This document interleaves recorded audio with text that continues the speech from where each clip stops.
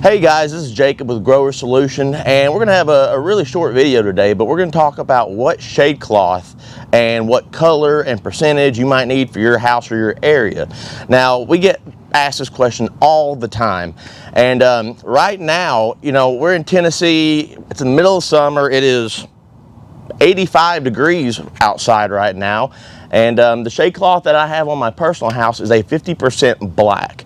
Black is going to be good. It's a good reflective color. White is going to be better, and then aluminette, which looks like kind of like aluminum foil, is going to be the best. It's going to reflect the most sun, the most heat, everything.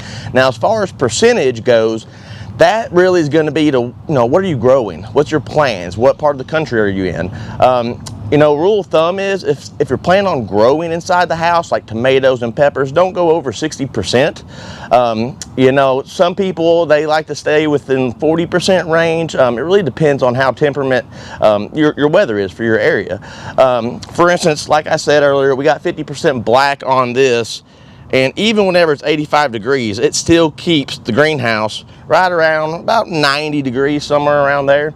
And I also got ventilation fans in here too. So it does work. It is going to bring down the temperature anywhere from 12 to 15 degrees, some even more than that.